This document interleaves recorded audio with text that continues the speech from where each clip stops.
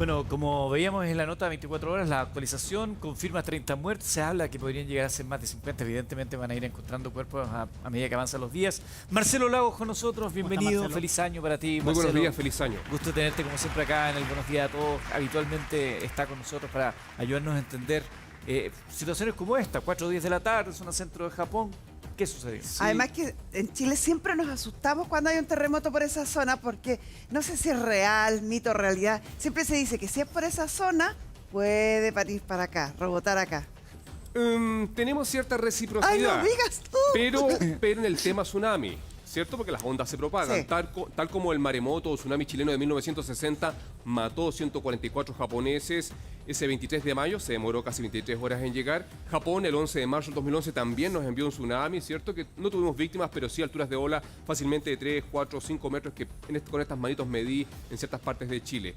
Sin embargo, el tema sísmico es más independiente, digámoslo así, y particularmente, lamentablemente, Japón hace noticia el primer día, ¿cierto?, de este nuevo año, de este 2024, y...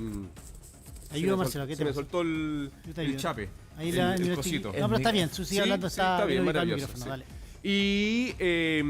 Y trajo a la memoria el recuerdo reciente, ¿cierto?, del gran terremoto gigante de Japón del 2011. Recuerden que estamos viendo acá la imagen, la isla principal de Japón. Japón tiene numerosas islas. La principal es la isla de Honshu. Y el terremoto del 2011, del 11 de marzo, que fue magnitud 9.1, con un tsunami gigantesco, tsunami tremendo. con la crisis de Fukushima, ocurre en la costa este. Aquí está el oeste, aquí está el este. La costa este de la isla de Honshu se conoce como Tohoku, y este fue un terremoto gigantesco que ni siquiera gran parte de la comunidad científica japonesa lo vio venir. Gran parte de la apuesta estaba lo más recurrente, lo más conocido, lo más probable, y es por eso que tuvo más de 18.000 víctimas solamente, principalmente por tsunami. Ahora lo que ocurre es algo distinto, pero es parte del mismo proceso.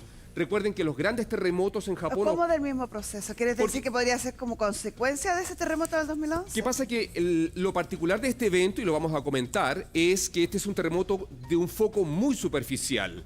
Y por lo tanto, eso hace el clic de la magnitud y la agresividad que tuvo el evento. Mientras más superficial, más fuerte se siente. Claramente, eso es un factor fundamental en esto, pero también hay una componente de deformación vertical de fondo oceánico que en la península de Noto, acá en la prefectura de Ishikawa, ocurrió. Se dio esa combinación perfecta. Acá viene la placa del Océano Pacífico, acá viene la placa pacífica, que es una placa oceánica densa y pesada que interactúa con la placa norteamericana. Aquí está la placa norteamericana y este proceso de convergencia es un borde destructivo. Esto genera acumulación de energía que se libera de forma recurrente con terremotos grandes y en siglos o miles de años con terremotos gigantes como el que ocurrió el 2011. Por eso, si el lado Pacífico es donde no ocurrió.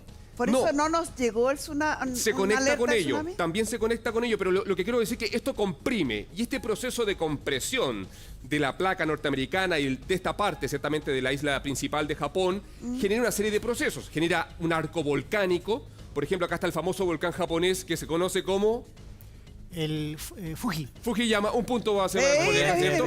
El Fujiyama, el monte Fuji, es un monte sagrado que es un volcán muy parecido al volcán Osorno, ciertamente estos estratovolcanes. Entonces, el proceso de subducción va acompañado de volcanes, como lo tenemos en Chile también, como lo tenemos en México, etc.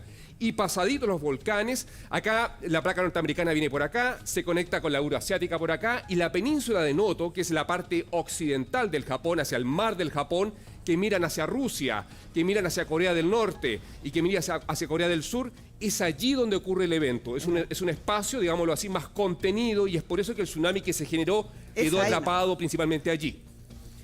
Ahora, este proceso de compresión genera hay toda una tectónica, evidentemente, acá, y particularmente esta zona, la península de Noto, no es la más sísmica de Japón. La más sísmica, donde ocurren los eventos más grandes, es la costa pacífica. Esa es la que nos rebota a nosotros, ¿no? Generalmente los tsunamis generados acá pueden llegar a Chile, Marcelo, ¿cierto? por eso fue tan destructivo, porque una zona que quizá no está tan preparada para ¿Te parece ello? que antes de ver eso, es que hay un mapa que tenemos con las placas, de pronto te puede servir más para explicar Por ahí? supuesto, claro, acá está, Ahí mira. tiene el palito, si quieres. Sí, Marcelo. muchas gracias, el palito. Listo. la placa del Océano Pacífico, densa y pesada, ¿cierto? Acá está la trinchera, ¿cierto? La zona de subducción entre la placa norteamericana, que va hacia Norteamérica, ciertamente, y luego Noto, fíjense acá, está acá la prefectura de Chicago, la península de Noto, y justamente en la separación entre la placa norteamericana y la euroasiática, que esta llega hasta Islandia. Recuerden que hace poco hablábamos de Islandia que se está separando. Claro. Este es el borde oriental de la placa euroasiática e Islandia sería el borde occidental de la placa euroasiática. Es tremenda placa. Bueno, aquí pasan cosas de que en esta zona, producto de todo este proceso de compresión y de fuerzas y acumulaciones y estrés, hay una serie de fallas nuevas, digámoslas, jóvenes, cuaternarias y otras más antiguas claramente, que son las típicas fallas inversas. Quiere decir que son fuerzas de compresión, ciertamente, y que generan movimientos verticales súbitos donde un bloque sube, y ese tipo de falla puede y generalmente produce una liberación de energía súbita y muy fuerte. Y eso, si ocurre bajo el océano, produce también tsunamis. Lo que pasó el día de ayer a las 4:10 de la tarde en Japón, en la península aquí, es que se activa una falla, fácilmente unos 100 kilómetros o más probablemente de longitud de ruptura, y como es tan superficial, y es lo que mencionabas, se siente muy intensos. Japón tiene una escala de intensidad sísmica particular, propia de ellos, que va de 0 a 7. 7 es el máximo. Eso iba a preguntar porque ayer lo escuché en la noticia. Es una escala propia de ellos. O sea, el 7 de ellos no es el mismo que el 7 nuestro. No. Sería equivalente a un 9 modificado de Mercalli. Wow. Yo no sé si la cámara amiga nos puede mostrar la escala japonesa, que no tiene ninguna complejidad aparte de que está en japonés, pero los japoneses utilizan símbolos, ¿cierto? Todos conocemos que Japón se maneja con canvas, con todos los dibujitos, y ellos hacen dibujos muy interesantes sobre la intensidad. Va de 0 a 7. Cuando estamos hablando de 7 puntos y algo, en realidad debiéramos leerlo como 9 puntos algo. Es que no es condición No, de eso que hemos conocido la escala que se maneja universalmente. Sí. Es que, a ver, acá en Chile utilizamos, en tema de intensidad, no estoy hablando de magnitud, estoy hablando de intensidad. La intensidad tiene grados, la magnitud no.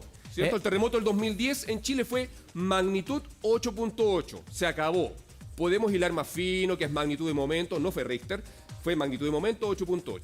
En intensidad depende de dónde estés. La intensidad que sentimos para el 2010 no es la misma en Maipú que en Copquecura. Es distinta la intensidad, varía dependiendo de la distancia, si estoy sobre la ruptura, el tipo de suelo, la materialidad. No es lo mismo que te encuentres una casa de adobe o una estructura bien construida, etc.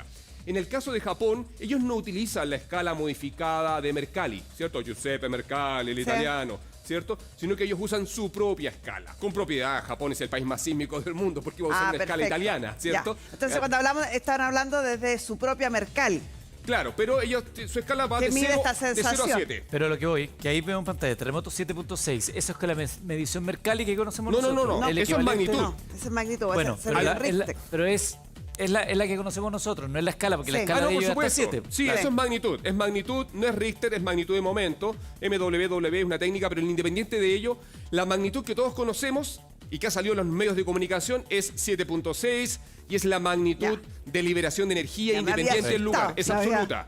La intensidad es cómo se movió. Y en esta zona, en la península de Noto, alcanzó máximo 7. Eso quiere decir que los japoneses no se podían mover en pie, que las viviendas bien mantenidas, recientes, actualizadas con las normas después de los terremotos del 81 o de Kobe en 1995, resistieron, se movieron mucho, pero las más antiguas colapsaron. Y si miran las imágenes, gran parte de las estructuras colapsadas son viviendas de uso residencial con tintes de mayor antigüedad. Las cosas de las normas de construcción, la adaptación a tomar conciencia que son un país sísmico, por lo tanto construir con esas normas, ¿viene después del 2011? ¿Viene desde antes? Porque uno decía, bueno, Japón es un país súper sísmico, está con todas estas características que estás explicando tú.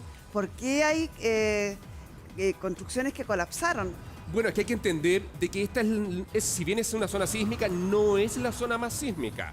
Los grandes terremotos ocurren en la costa oriente. en la costa este, por lo tanto es ¿viste? aquí donde se fortalece gran parte de los esfuerzos, las obras de mitigación estructural, etcétera. Todo se hizo ahí. En la costa occidental son menos frecuentes, pero sin embargo, las normas de diseño sismo resistente claramente se fortalecieron después del terremoto japonés de 1981 y también la península de Noto también, y ciertamente, y la prefectura de Chicago y todas las prefecturas cercanas fortalecieron después del terremoto de 1995 en Kobe. Cada vez que hay un terremoto grande, con daño, un desastre, las normas, al igual que en Chile, se actualizan y mejoran. Marcelo, Sin embargo, en esta zona hace mucho tiempo que no ocurrió un evento y probablemente las imágenes que vemos de viviendas colapsadas se conectan por dos hechos combinados. Primero, tú lo dijiste, un evento muy superficial, cerca de 10 kilómetros de profundidad, y segundo, que gran parte del daño se observa en viviendas Muy antiguas. más consolidadas, más antiguas, no digamos tan antiguas, pero más tradicionales. Había harto templo también. Independiente que hay edificios que colapsaron. Vi por ahí rápidamente una imagen temprano de un edificio que colapsó.